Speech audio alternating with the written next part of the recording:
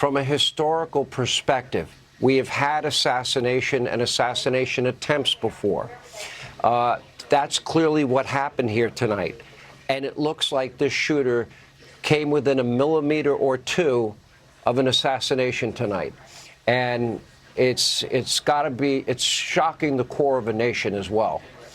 That in an adjacent rooftop that this can happen. What's your overall view and your overall initial thoughts? Well, first of all, I'm glad that we had a little bit of time. I was very emotional earlier. I'm not sure I could have done television because I've known Trump for about 30 years. So I'm watching a personal friend get shot in front of me. I mean, it was a very intimate moment for millions of Americans. And it was a providential moment. If he had turned to look at that big screen, and when he was turned, the bullet would have hit him here.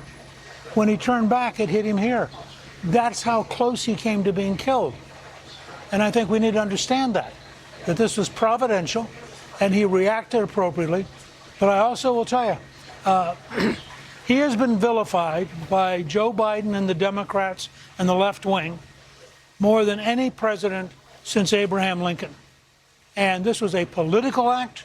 It was a deliberate act. And as you know, because we've talked about it off air, I've said for 4 months that when all the legal baloney fails and when they begin to realize he is going to win, that violence is the next thing because they're that desperate. And I think we need to understand, people in this country have got to decide, are we going to be Americans and talk with each other as Americans, or are we going to become two bitterly divided factions? And right now, if you read what Joe Biden said last night, he's clearly in the bitterly divided side. If he has to totally split this country in order to try to retain office, he'll, at least through last night, he'll say anything no matter the consequences.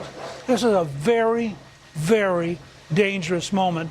And I also have to say, I think the President Trump's courage, and here I echo what his son Eric said, his courage at walking off with the bleeding and putting up his fist and saying fight, to remind the crowd that he was going to go on, and as our champion, he wanted us to go on with him.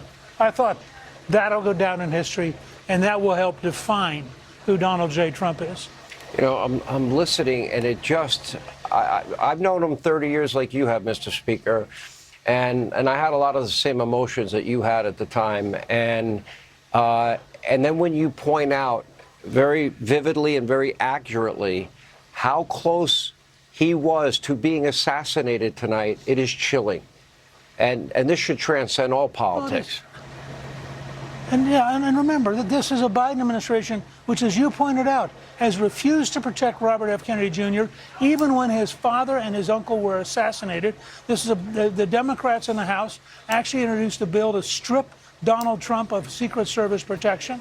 I mean, these people are crazy, and they are willing to do virtually anything. And tonight we were winded. This is not a game.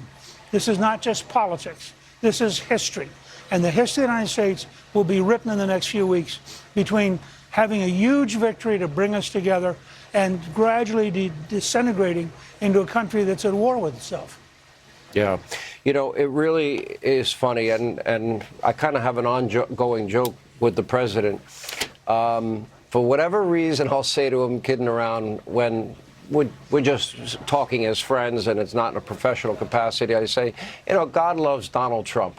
As perfect as you are. It's sort of a joke that we had. But in many ways, you know, this is too eerily close, too scary to something that could have been so tragic for our nation. Well, and we should include the whole Trump family in our prayers. Amen. Because Agreed. all of them They've are been now through a looking lot. at how close this is.